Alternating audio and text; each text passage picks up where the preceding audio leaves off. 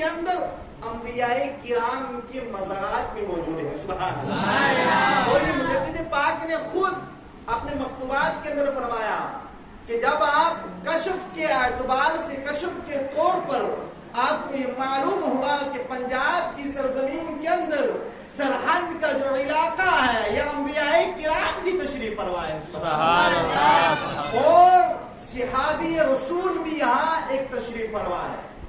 اب جو سرحد کی جو زمین ہے اس کو یہ بھی شرف بڑا حاصل ہے، لیکن جو پنجاب کی سرزمین ہے یہ جہاں آج سرحد جو شہر آباد ہوا ہے اس کو ہندی زبان کے اندر اس وقت جو ہے وہ سہرند کہا جاتا تھا.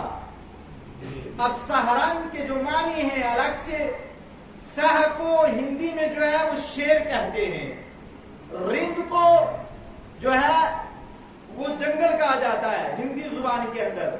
تو اسی لیے جو سہرند کا علاقہ تھا اس وقت یہ بہت ہی بھیانک وحشتناک جنگل تھا.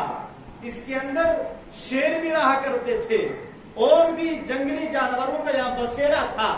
لیکن حضرات اب اسی سہرند سے بگڑ کر یہ سرحد بنا تو واقعی اگر اس دور کے اندر اس وحشتناک جنگل کے اندر اگر جانور شیر وغیرہ رہتے تھے تو واقعی بعد میں سرحد میں مجدد پاک جیسے شیر یہاں پیدا ہوئے. سبحان اللہ. آپ کے جو آگے صاحبزادے جو آپ کی اولاد تھی وہ بھی ایک سے ایک بڑھ کر خدا کا شیر تھا. سبحان اللہ. اسی لیے اس سرزمین پنجاب کے اندر جو علاقہ ہے سرحد اس کو سہرند سے بگڑ کر سرحد کہا گیا. سبحان اللہ. اب وہاں اللہ کے ایک ایک سے بڑھ کر جو ہے وہ شیر پیدا ہوا. اب دیکھیے حضرات مجدد فیضانی رضی اللہ تبارک و تعالی عنہ جب آپ کی ولادت کا وقت آیا، اب حضرات اجمالاً میں آپ کو پہلے یہ بتاؤں کہ سرکار اعلیٰ حضرت رضی اللہ تعالی عنہ بھی مجدد ہیں، شیخ احمد فاروقی سرہندی بھی مجدد ہیں. لیکن حضرات دیکھیے ان دونوں مجدد کے اندر مماثلت کیسی ہے، باہمی ربط کیسا ہے کہ اللہ تبارک و تعالی نے ان دونوں مجددوں کے اندر جو باہمی رابطہ ہے اس کو کس طریقے سے قریب کیا ہے. سبحان اللہ. اگر مجدد الف ثانی ہے تو ان کا نام بھی شیخ احمد ہے، سرکار اعلیٰ حضرت کا نام بھی احمد ہے. سبحان اللہ. اور حضرات پھر دیکھیے کہ شوال 10 شوال المکرم کو سرکار اعلیٰ حضرت رضی اللہ تبارک و تعالی عنہ ان کی ولادت ہوتی ہے، تو 14 شوال المکرم کو مجدد پاک مجدد الف ثانی رضی اللہ تعالی عنہ کی یوم ولادت ہے. سبحان اللہ. پھر 25 صفر مظفر شریف کو سرکار اعلیٰ حضرت رضی اللہ تعالی عنہ کو یوم عرس منایا جاتا ہے، تو 28 صفر مظفر کو مجدد پاک مجدد الف ثانی رضی اللہ تعالی عنہ کو یوم عرس ہے. سبحان اللہ. دیکھیے دونوں مجدد کے اندر اگر اتنا قریبی رشتہ ہے، اب دیکھیے پھر دونوں مجددوں کا جو کارنامہ ہے وہ دیکھیے. اب اسلام کی جو بنیاد ہے وہ لا الہ الا اللہ محمد رسول اللہ پر ہے. جو اسلام کی شناسائی ہے، جو اسلام کی بنیاد ہے وہ کلمہ توحید پر ہے. اب جب کلمہ توحید پر مشترازی ہوئی تو اللہ رب العزت نے ان دونوں مجدد کو زمین پر بھیج کر کلمہ پاک کو جو ہے وہ صحیح سالم جو ہے وہ مضبوط دوبارہ کر دیا. سبحان اللہ. اب دیکھیے جب مجدد الف ثانی آئے تو گویا دیکھیے لا الہ الا اللہ پر جو ہے مشترازی ہوئی. لا الہ الا اللہ توحید الہی پر اب جو اکبر بادشاہ تھا اس کا سلسلہ کیا تھا؟ اب اس نے خدائی دعویٰ بھی کر دیا تھا. جو اکبر بادشاہ تھا اس نے قرآن کے خلاف ایک کتاب بھی لکھوا دی تھی. اب قرآن کے اندر جو حلال چیزیں تھی ان سب چیز جو حلال قرآن کے اندر تھی، اب جو اس نے کتاب لکھوائی وہ ساری حلال چیزیں اس نے حرام قرار دے دی. اب جو قرآن کے اندر حرام چیزیں تھیں اس کتاب کے اندر انہوں نے ان تمام چیزوں کو حلال کر دیا.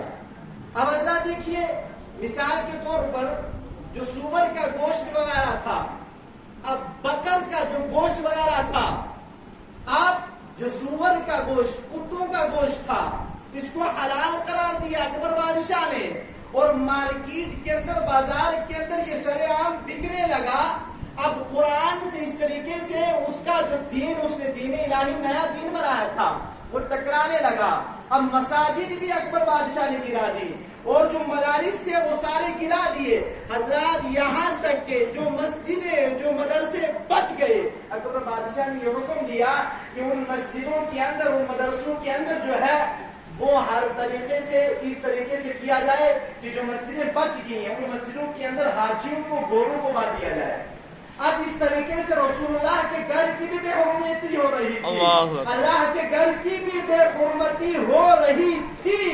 لیکن حضرات دیکھیے اس وقت پر وقت اللہ رب العزت نے مجدد پاک کو بھیجا تو لا الہ الا اللہ کا جو علم تھا آپ نے پھر سے بلند کر دیا. سبحان اللہ. لا الہ الا اللہ کا حلیہ تھا، اس کو پھر مجدد اعظم نے بلند کر دیا. علماء ربانیین، محققین، مجددین نے فرمایا، مجتہدین نے فرمایا کہ جب لا الہ الا اللہ پر انگشت ترازی ہوئی تو اللہ رب العزت نے مجدد پاک کو بھیجا. جب محمد رسول اللہ پر انگشت ترازی ہوئی تو اللہ رب العزت نے سرکار اعلی حضرت کو بھیجا. دونوں مجددوں نے مل کر کلمہ پر اس طریقے سے پہرا دیا کہ دین اسلام کو سرے نو جو ہے وہ نئے سرے سے جو ہے وہ تازگی بخش دی. سبحان اللہ. اب حضرات جب مجدد اعظم مجدد الفسانی رضی اللہ تبارک و تعالیٰ کی جو پیدائش ہوتی ہے وہ 971 ہجری 563 عیسوی میں جمعہ کی شب آپ کی پیدائش ہوتی ہے. سبحان اللہ.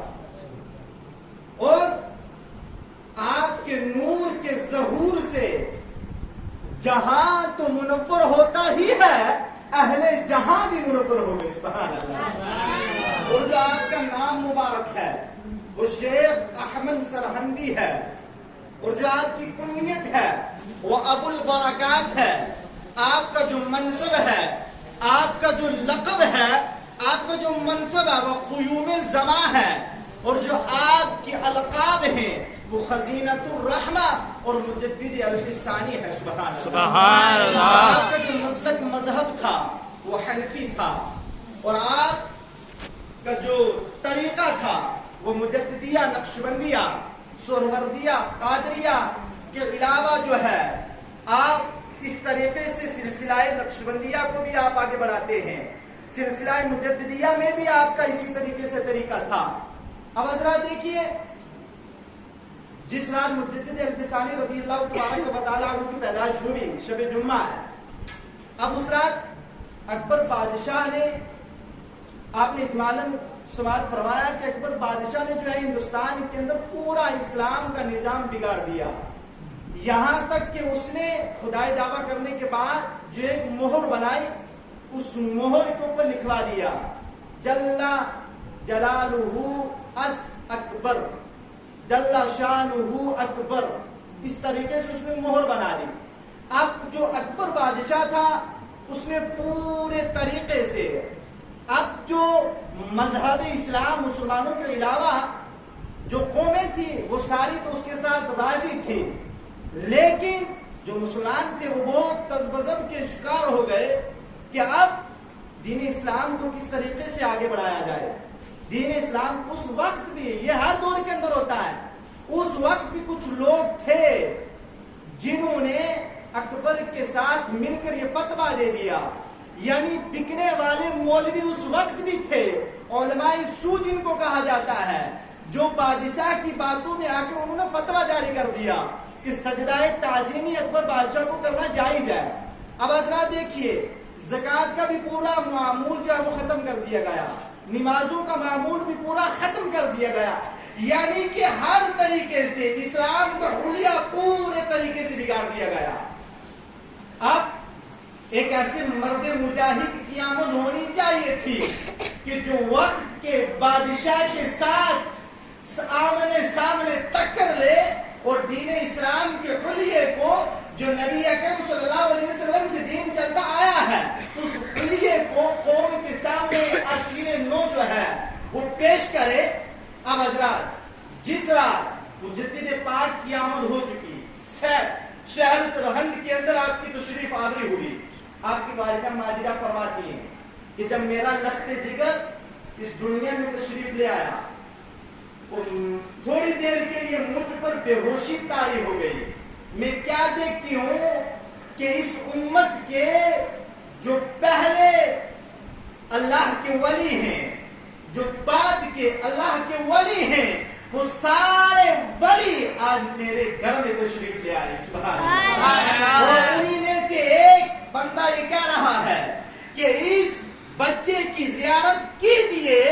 اللہ نے فرمایا ہے کہ جو اس بچے کی زیارت کرے گا اللہ رب العزت اس کو کل قیامت کے دن بخش دے گا. سبحان اللہ. اور اسی طریقے سے آپ کی جو آمد تھی اس کی بشارت اور بھی بزرگوں نے دی تھی. غوث اعظم رضی اللہ تعالیٰ عنہ نے بھی آپ کی بشارت کی جو خوشخبری وہ سنائی تھی. لیکن حضرات دیکھیے اب اس رات میں تشریف آپ لائے. اکبر بادشاہ رات کو خواب میں سویا ہوا ہے. اب اس کو ایک خواب آتی ہے بڑی بھیانک خواب آتی ہے.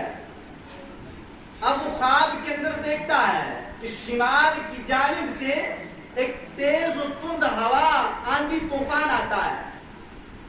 اب وہ آندھی طوفان جو ہے بادشاہ جو خواب دیکھ رہا ہے اکبر بادشاہ یہ خواب دیکھ رہا ہے لیکن اب اس بادشاہ کو کیا ہوتا ہے کہ جو وہ تیز آندھی آتی ہے طوفان آتا ہے وہ بادشاہ کو تخت سمیت جو ہے وہ گرفت میں لے لیتی ہے. یہ آندھی جو آتی ہے طوفان جو آتا ہے اب جو بادشاہ ہے وہ ہر طریقے سے اپنے پیر بھی مارتا ہے ہاتھ بھی مارتا ہے میں کسی طریقے سے بچ جاؤں لیکن نہیں وہ آندھی طوفان جو ہے وہ بادشاہ کو تخت سمیت اوپر اٹھاتی ہے. اوپر اٹھا کر جو ہے وہ زمین پر پٹک دیتی ہے. سبحان اللہ. اب پھر دیکھیے جب بادشاہ یہ خواب دیکھتا ہے بڑا ڈر جاتا ہے گھبرا جاتا ہے. جب صبح ہوتی ہے تو اس خواب کی تعبیر کے لیے معبروں کو بلاتا ہے. بلانے کے بعد کہتا ہے اپنا خواب سناتا ہے پھر اس خواب کی تعبیر طلب کرتا ہے. اب جو اس وقت کے اور مومنین بندے تھے ان سب کو پتا تھا کہ ایک مجدد الف ثانی شیخ احمد فاروقی سرہندی آنے والے ہیں جو اکبر بادشاہ کے تخت کو الٹ کر رکھ دیں گے. اب انہی معبروں میں سے ایک ڈرتے ڈرتے بادشاہ کو کہتا ہے کہ جہاں پناہ جو آپ نے آج رات خواب دیکھی ہے اس کی تعبیر یہ ہے کہ آج رات ہندوستان کے اندر ایک ایسا بچہ تشریف لے آیا ہے جو بڑا ہو کر آپ کی آئین سلطنت کو پلٹ دے گا آپ کی آئین سلطنت کو بدل ڈالے گا. اب بادشاہ کو ڈرا گھبرایا لیکن حضرات یہ بڑا مشکل کام تھا کہ آج رات جتنے بچے ہندوستان کے اندر پیدا ہوئے ہیں ان سب کا پتہ لگایا جائے کہاں کہاں بچے پیدا ہوئے ہیں. لیکن حضرات اب بادشاہ کو پتہ تو چل گیا تھا لیکن جو اس نے نظام بگاڑا ہوا تھا اب اکبر بادشاہ نے جب مجدد الف ثانی نے اپنا تجدیدی کارنامہ شروع کیا اب جو آگے اس کے وزراء تھے ان کے ذریعے سے مجدد الف ثانی نے پیغام پہنچایا کہ اکبر بادشاہ کو کہہ دیجئے